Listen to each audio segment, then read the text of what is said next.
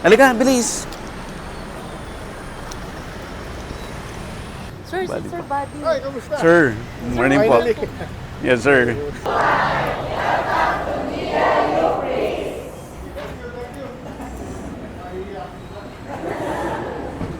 Parang nagkikwentuhan lang kayo. Apo, sec. Pasensya na pa. Thank you, sir. No. Finally. Ako, nagpapasalamat sa'yo dahil...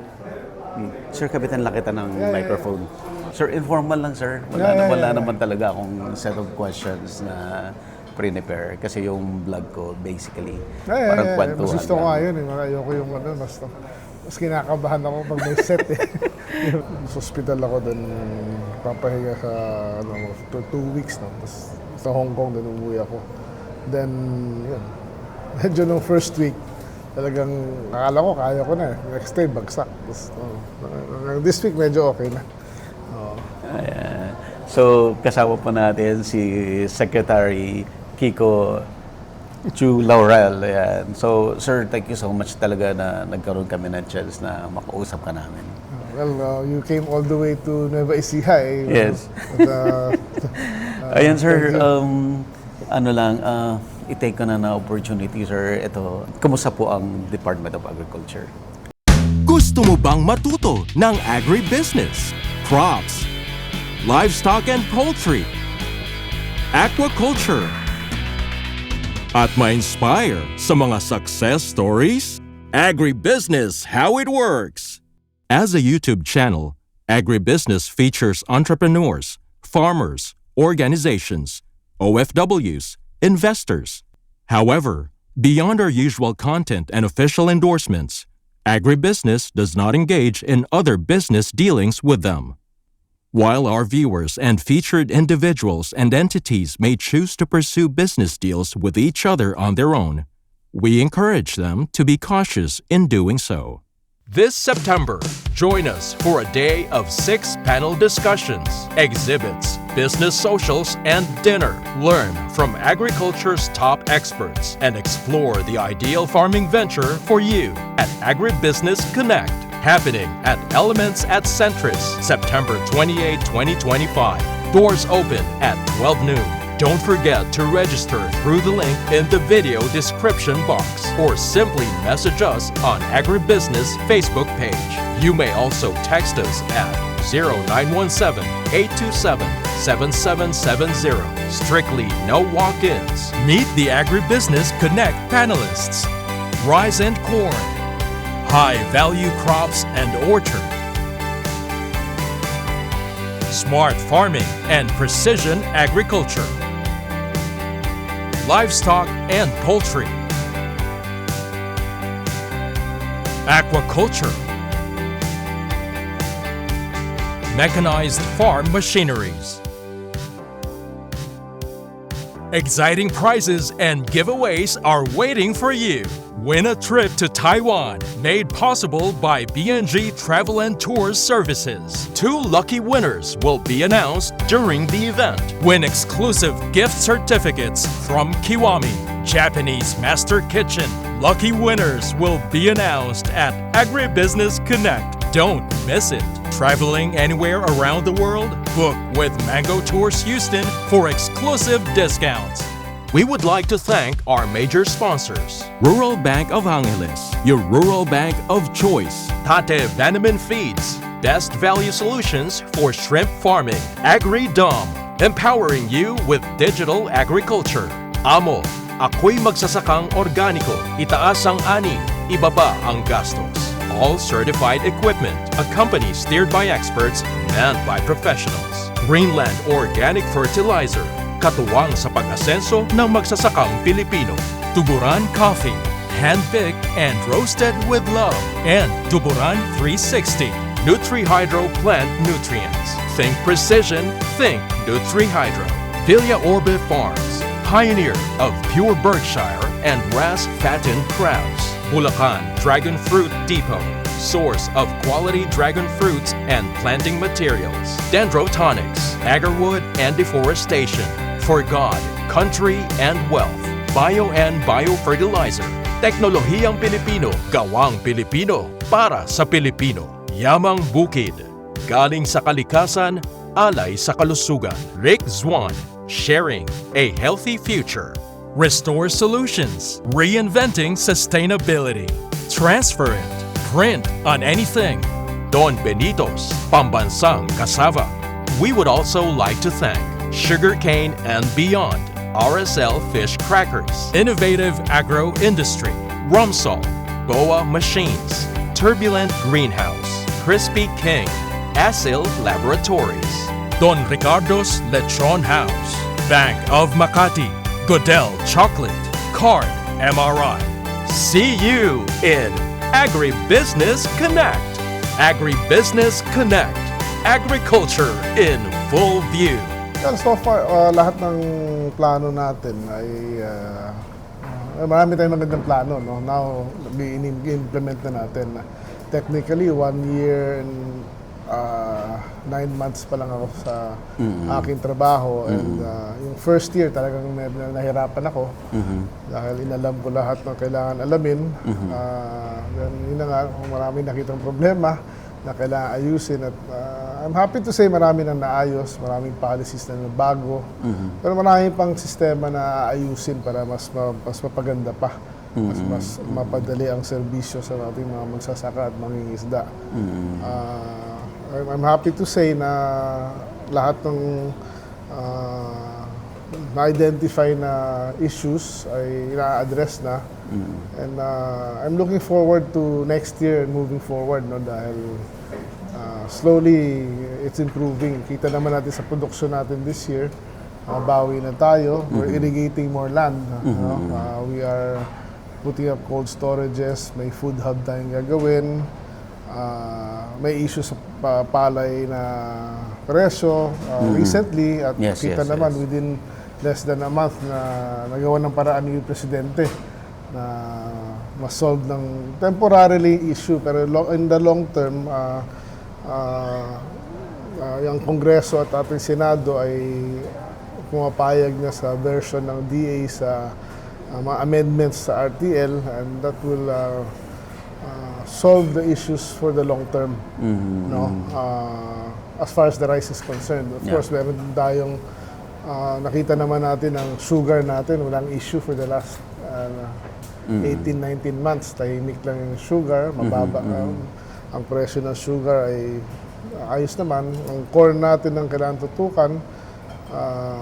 Nagkaroon tayo ng problema sa ASF, nandyan pa rin yung problema pero may solusyon na rin. Like yung vaccine, tapos yung pondo pang repopulation, recovery ng mga babuyan, next year i-implement. So, tuloy-tuloy na, hopefully. Wag lang, ang kalaban na lang natin siguro bagyo. Opo. Saka yung mga ilang pilosopo. Mahirap ba? Mahirap ba maging secretary from the private sector businessman into dito? Ang hirap, medyo mahirap. Actually, ang Department of Agriculture, in my opinion, is one of the most complicated departments sa ating gobyerno. Dahil mula sa lahat ng seeds, sa lahat ng halaman, tapos pati yung sa sikmura ng tao, di ba?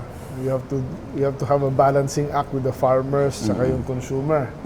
Tapos pati pesticide, fertilizer, pati halaman, pati aso, pati rabies, pati pangsabong na manok. Ito ang pinakamalaking department, sir. Hindi naman pinakamalaki, pinakakomplikado. Pinakakomplikado. Okay, sir, na-mention mo yung RTL, yung revision. Ano specifically ang kailangan ma-revise? Kailangan there should be a limit to ilan ang dapat i-import. Okay. Diba? Kasi kung walang unimpeded ang importation, ay kakainin lang tayo ng cheaper, better quality rice from abroad at mamamatay ang ating rice industry. Pati hindi lang rice, onions, carrots, kamatis, diba? Kasi kung tuloy-tuloy lang ang lahat ng pasok niyan, lalo na sa bigas, hindi pa handa yung bansa na makipaglaban ng sabayan eh, di ba? Until such time na makalaban tayo ng sabayan, doon pwede nang i-liberalize yan. Pero hanggat hindi pa, kondihado pa ang farmer natin ng konti dahil kulang tayo sa irigasyon, mataas ang ating fertilizer, wala tayong organic homegrown fertilizer. But then, we're on the way na papunta ron. Last year, irrigate tayo ng 100,000 hectares. This year, yun din. But we need to irrigate maybe 1 million hectares more. At this pace, baka 10 years pa yun. Na-extend naman yung RTL as it is written now for another 6-7 years. So that will help a lot. But then, during that time, we have to control the quantity of imports talaga. Sir, paano niyo binabalanse yun? Kasi like yung recently yung reklamo ng farmers na bumagsak ng 6 pesos per kilo. Kasi last year, yung huling harvest, pag 17, nagkakaproblema na sila eh. Pero yung babagsak ng 6 pesos, talagang... Well, yung lowest price na nakita natin is 8, 8, okay. Na good quality. Kasi may mga 6 peso naman yung darak-darak na yun. Tsaka Okay. mga Pero hindi rin, masyadong mababa yung 8 to 10. Ang minimum natin na cost ng farmer, kung efficient siya, is mga 13 pesos. Okay. Kung medyo inefficient siya ng konti, 14.50, gano'n. So, ang palay price hindi dapat bababa ng 15 pesos per kilo. So, yun. So, sa floor price, isang paraan yun. Ngayon nga, yung dineklara ni Presidente natin na good move na short-term solution nga lang is stop ang importation for 2 months. Kita natin tumaas na yung from 8 to dito 14 to 16 na eh. So that's kung sakaling kailangan pa i-extend yung stoppage na yan dahil marami naman local rice at harvest season na, then if it needs to be extended to protect the price, I think the President and the DA will recommend na i-extend yan kung kinakailangan. Pero kung sumipa naman bigla naman sobrang taas, sabi baka iklian din naman natin yan. It's really a balancing act of supply and demand. Yes, sir. And yan nga, yung paano... What? Last na? Okay, sir. Okay, sir. Sir, paano naman natin... continue, pwede naman kita, sir, ihabol-habulin. Yeah, of course. Sige po. Tapos, paano yun, sir, binabalanse yun? Kasi nga, kailangan i-balanse. Like, ang gusto ng government makapagbigay ng murang bigas. Pero, di ba, pero kailangan din hindi dapat mura yung palay. Well, yung sa 20 peso rice natin, that is really a government subsidy na dapat lang malugi ang gobyerno. Di ba? At hindi naman fake news o kaya ginagamit lang na excuse ng mga traders na dahil sa 20 yan, dapat mababa bili namin sa inyo. Diba? Hindi dapat ganoon. Sa ibang bansa nga, nalaman ko lang sa India, halos 90% ng fertilizers nila libre. Ang binibigay pala ng India sa bawat kanilang mamamayan na adult is 5 kilos of rice free per month. Diba? Indonesia did the same last year, na namigay lang ng bigas. So yung ating 20 pesos, makakatulong yan. Ang importante makatulong tayo sa mamamayan. Yan ang gusto ng ating Pangulo. Diba? So, but it's still a balancing act. Yung problema nga, yung base sa RTL law, yung kamay namin nakatali. Okay. Dahil yung NFA powers or regulatory functions na wala. Buffer stocking na lang. Buti nila nag-issue si Presidente ng rice emergency. Ngayon nakakapaglabas tayo ng bigas para makabili ulit sa mga farmer. So, yun yung mga kailangan natin mapasa sa RTL, yung besides the floor price, yung ability ng NFA mag-distribute ulit ng NFA rice sa mga palengke natin para habang bumibili tayo, lumalabas din yung bigas sa ating NFA warehouses sa tamang halaga para overall mura makatipid ang ating mga mamamayan. Seklas na lang. Of course, ang dami-daming mga concerns, no? But, sige, sir, para sa audience, ano po yung pwedeng marinig nila na para hopeful naman, may pag-asa tayo? Well, sa mga consumers, no, ang ating target talaga ay pababain yung food inflation na sinasabi. Mayroon na tayong plano sa baboy, sa manok. Kita niyo naman, bumaba na ng konti ang presyo ng baboy sa merkado. Ang bigas naman, mula last year hanggang this year, kita niyo naman, bumaba na. At nandun pa rin tayo, hindi lang doon, no? Yung onions din, nakita nyo, tuloy-tuloy na hindi na bumaabot na 600 pesos. Tuloy-tuloy din ang investments ng gobyerno sa ating farmers and fisher folks, no? Para mag-improve, mag-mechanize. We are putting more post-harvest systems para magiling ng mga farmers ang kanilang sarili nilang binhi, maging rice yan. Meron din sa batas na sasabihin ng mga LGU, pwede lang bumili ng local rice or local products, among others. No? So sa mga farmers naman natin ay huwag kayo mawalan ng pag-asa at nakatutuko ang ating Pangulo mismo at ako mismo. At ang tanging rason lang naman mo, kaya ako tinanggap itong trabaho na ito para makatulong naman at make a difference. Ano? Wala akong ibang hangarin kung hindi makatulong. Hindi ako politiko. Hindi ako negosyante ako dati. Ngayon nga, medyo sacrifice ng konti. Pero fulfilling ho na makatulong at makagawa ng tama Yun lang naman. Sir, thank you so much po. Thank you. So, see you later. Apo. Ed! Okay. Sir. Ako, pa-interview ka rin. Sumati. Pinafollow ko to Pa-interview ka rin. Kumusta, Buddy? Ayos naman, sir. Sabihin niyo kung lakad na tayo. Kahit later na, sir. Later na lang. Apo, ano naman tayo? Lakad muna tayo. Apo. Para hindi masyado nang mainit mamaya. Apo. Yeah. Bitin, sir. Bitin na ako. Apo. Pag kami nakita na doon, saka ka magtanong kung Yes, sir. Yes, sir. Diba? Yes, sir. Apo.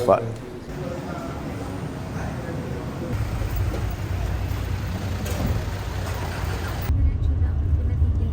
Dito na. Sige.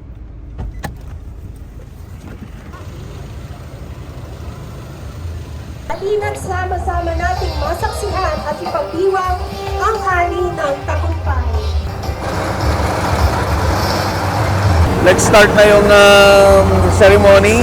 Si Secretary Laurel, nakasakay siya sa harvester. At ito naman, si Admin Eddie Guillen ng NIA. Magra-ride din siya.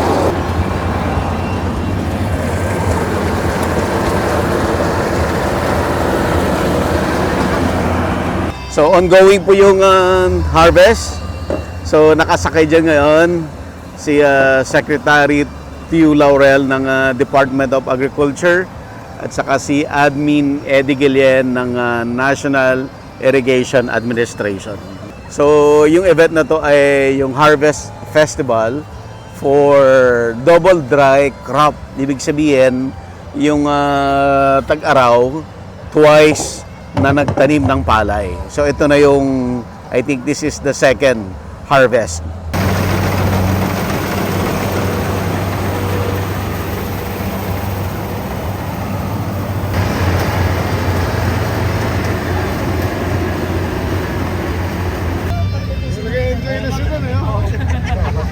Pagtanggap at pagbati sa lahat ng mga narito, ay iniimbitahan po namin ang Mayora ng Lungsod ng Cabanatuan, Honorable Mayor Micah Elizabeth R. Virga.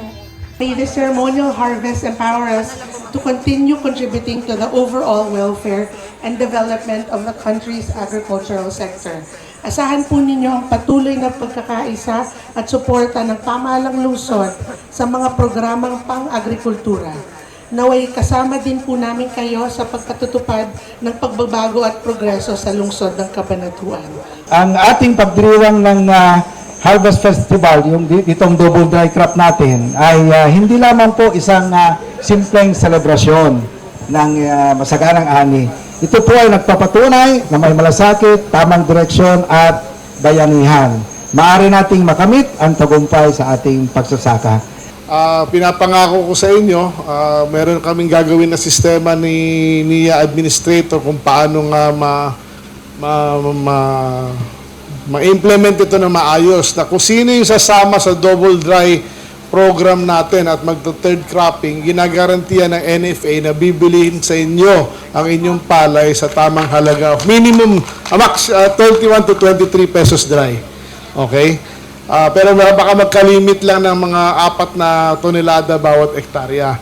Para at least siguradong meron na kayong market dun sa mga papasok sa double dry crop system natin. Sir, papicture muna ako sa iyo, sir. Eh, si admin. Admin. Teka, palitan. Pagkitan natin. Sir. Ayan. Ang aming idol. Sir, ambush interview naman, sir. Hello! Okay. Yes, sir. Admin, so dati 'di ba yung mga nakaraan na mga feature story natin ay gusto nyong implement itong double dry. Yes, sir. Sir, ngayon nangyari na. Kamusta, sir? Ay, napakaganda po. Nakita nyo naman yung testimony ng ating mga farmers kanina.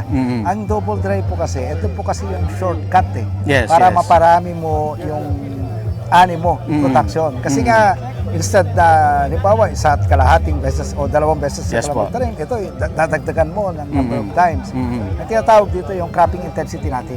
Mangyari po sa Pilipinas, nasa 1.6 to 1.8 lamang ang ating cropping intensity. Ang intention po ng NIA, itaas po natin ito mahigit 2. Isipin mo yung kahit na yun lamang 0.2 na or 0.2 na itataas ng ating cropping intensity, Yes, sir. yun naman yung ating sakahan sa buong Pilipinas, di ba? Napalaking bagay po yun.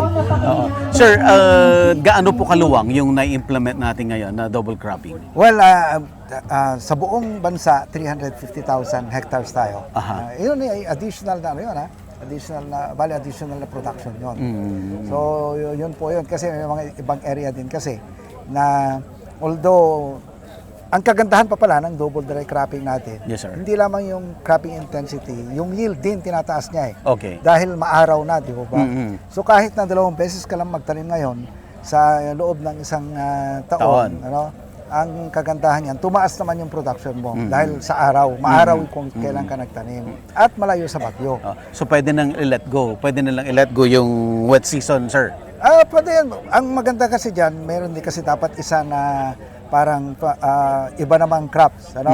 Well, sa amin sa Ilocos, ang sinisingit namin halimbawa, meron kaming may tabako, merong may iba mais, yung iba naman, basta't merong isang pang short na natin gestation period. So, pwede namang gulay. Apo. Ang importante, yung kita ng ating magsasaka, ang key dito is that nailayo mo sila sa bagyo, napataas mo yung kanilang yield. And of course, if you do that, tataas talaga ang production natin. Admin, since nagawa nyo ito, if you don't mind, may mga issues lang kasi nung Yes, nakaraan of course. na bumaba yung presyo ng Tama yun. palay. Ano po ang Tama yun. stand nyo po dito, Admin? Kaya nga humingi ako ng paumanhin sa ating mga magsasaka kanina at nakita naman natin, nangako rin si Secretary Kiko na baguhin yung rice tarification law. Yes, yes. Protection yun ng ating mga magsasaka para hindi dadami ang... kasi law of supply and demand yan talagang dapat pigilan ang importation kung kailan mag-aani. Isa po yun. Pero ang pang long-term solution na ginagawa po ng NIA ngayon ay bumubuo kami ng cooperatives para mabigyan na sila ng ultimately, hindi lang farm equipments, kundi rice processing equipment. Okay. Para hindi na sila magbenta ng palay, kundi magbenta na ng bigas. Malaking advantage po yun dahil by doing that, ina-empower mo yung ating mga farmers. Ginagawa mo na sila, inaalis mo na yung trader dyan Sila na yung trader ngayon. So yung value added ng rice production, makakapture nila ngayon. At babalik yon sa mga members through dividends and patronage refund. Ano po ang kagandahan nun? Di ba ang problema lang natin, yung palay, laging bumababa ang presyo. Yung bigas, yun at yun naman Yes po, So, yes po. hindi na sila dapat magbenta ng palay, kundi bigas. O kung ano man, ibenta nila or i-kilo deposit nila sa kanilang mga cooperatives, yung palay, kung mababa ang palay, igigiling, ibebentang bigas. Ganon po yung sistema nun. Pag ginawa mo yon, yung value added, makakapture nila, tataas ang kita nila. Hindi lamang magtatapos yung kita nila doon sa nagbenta na sila ng palay, kundi may inaasahan pa silang kita dahil doon sa mga patronage refund and of course yung mga dividendo nila, di ba? So, Yun po ang ultimate na pangarap natin dito sa NIA at pangarap ng ating Pangulo is to empower our farmers to be agripreneurs. Hindi na lang simple magsasaka, but agripreneurs, di ba? Kaya yung tama-tama sa programa mo, sir, yan ang in-encourage mo, di ba? Opo. Admin, yung sa lahat ng ginagawa ninyo, ang dami niyong ginagawa, ano po ang message niyo sa audience natin? Ano yung best na pwede niyong sabihin? Despite all the, di ba, madaming iba-ibang Yung mga issues sa pagsasaka, napakalaki. Kasi vulnerable po yung ating mga farmers. Kaya ang masasabi ko lamang po, nakikita ko kung gaano kasincere ang ating presidente, ang ating secretary Kiko Laurel, na talagang tulungan yung ating mga magsasaka, Sir Buddy.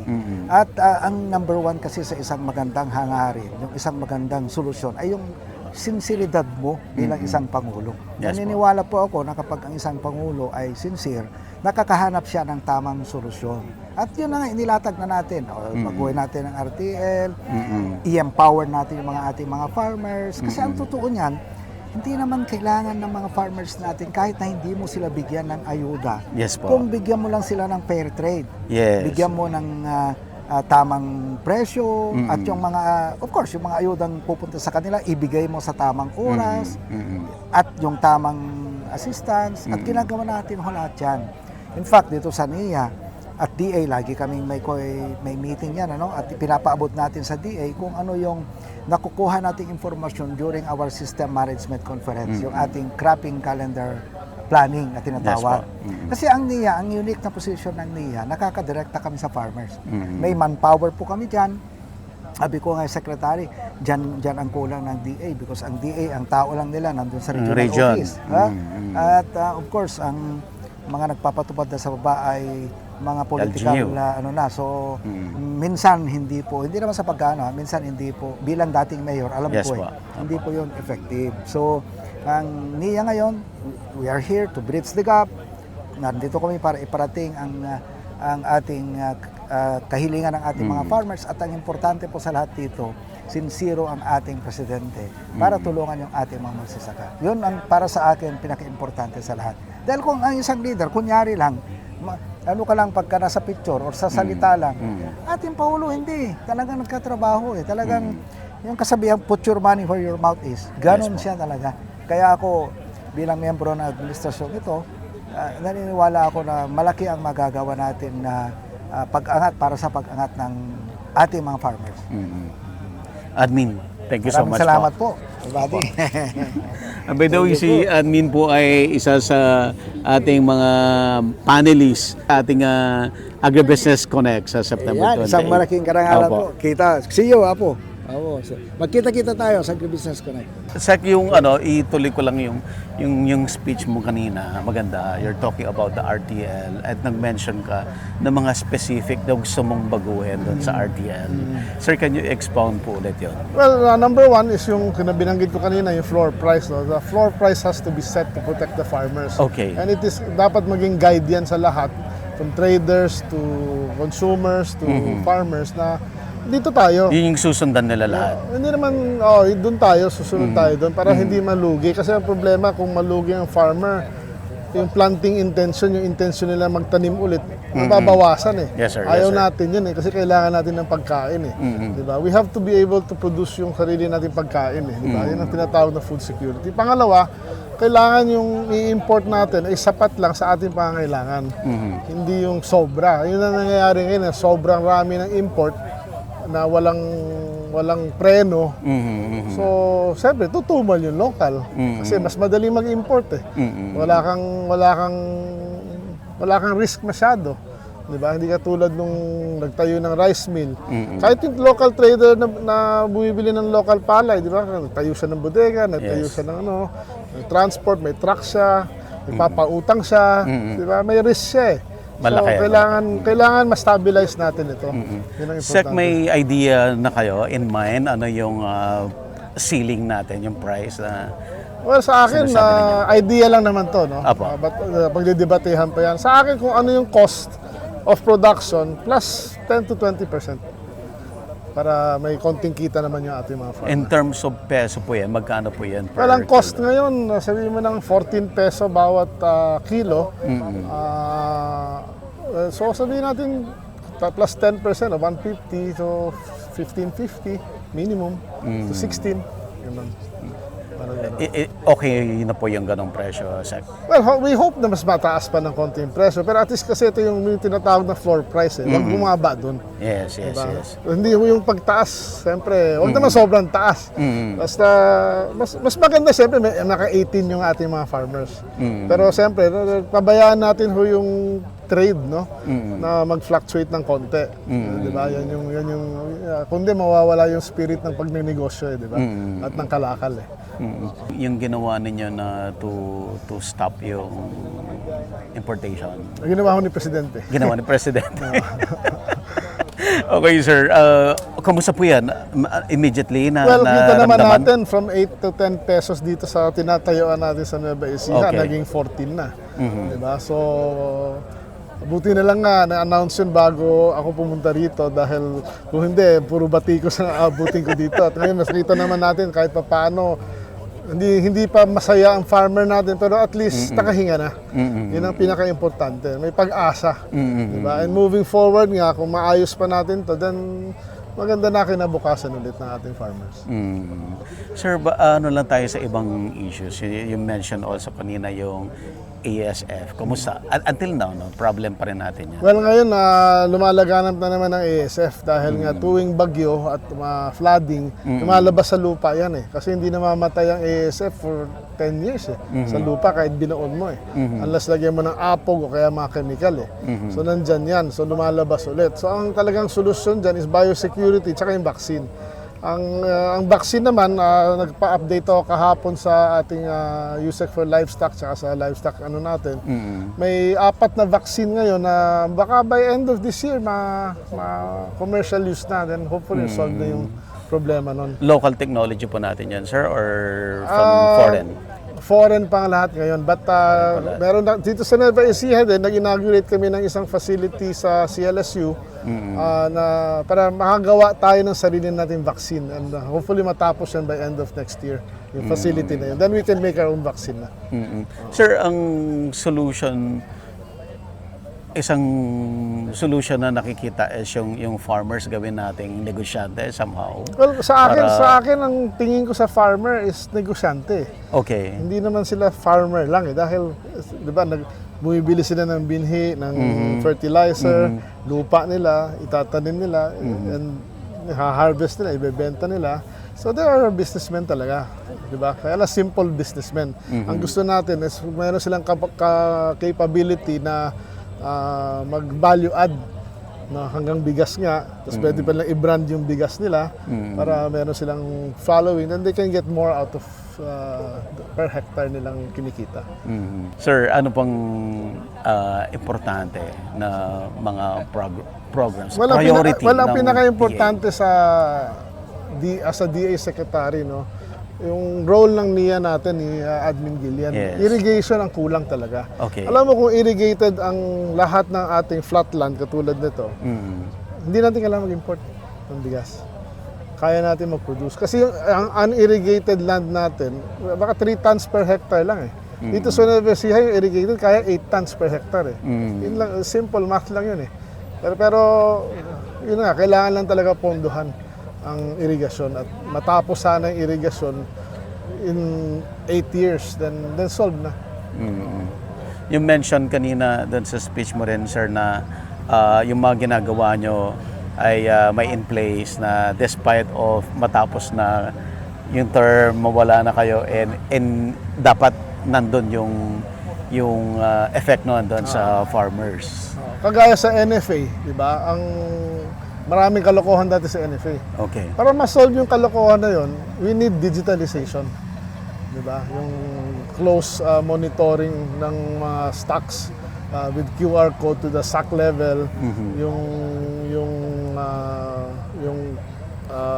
maglalagay ng mga CCTV, tapos yung magkaroon talaga ng sistema na maayos na hindi pwedeng baguhin, na naka-block, yung tinatawag na blockchain, di ba? Na hindi mo pwedeng baguhin. Kung binago mo, alam mo sino nagbago, di ba? Or kung gusto mo may magdo-doktor niyan. Yun.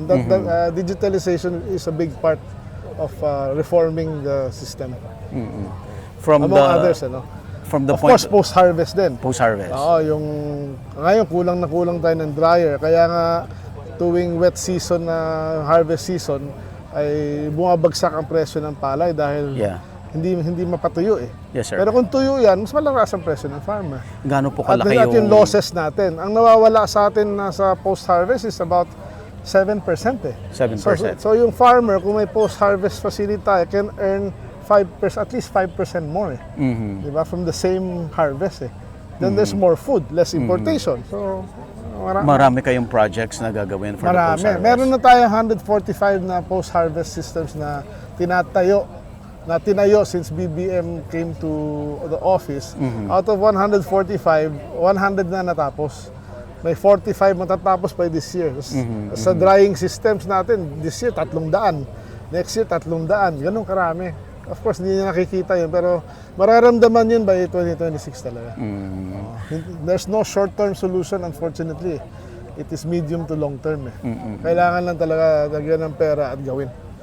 Sir, paano nyo ginagawa yun na you're not a politician bago kayo sa gobyerno from the private sector? Well, it's simple. I am not an armchair general. I am not... basically, ang kinuha kong mga tao na sumama sa akin sa gobyerno mula sa private sector, dating taga-gobyerno rin, lahat doer. No, pag sinabi namin, gagawin namin. Kung ano man yung dadaanan namin at na kailangan namin ayusin para magawa yung kailangan, gagawin namin. I am getting only doers. Marami ng thinkers eh. Lahat ng plano nandyan na, kailangan gawin lang. Diba? Sir, ano po yung gusto nyong maiwan na tatak ninyo sa Filipino people? Well, sa akin lang, I just want to be recognized as somebody who was able to do something right. At ang karangalan lang siguro ay magsabi sa aking magulang na, uy, okay yung anak mo ah. Yun lang. Ano na yan, happy na ako dun. Sir, thank you so much. Thank you. Thank you po. Agribusiness merch is now available on Shopee and Lazada. Agribusiness, how it works. Instruct, inspire, succeed.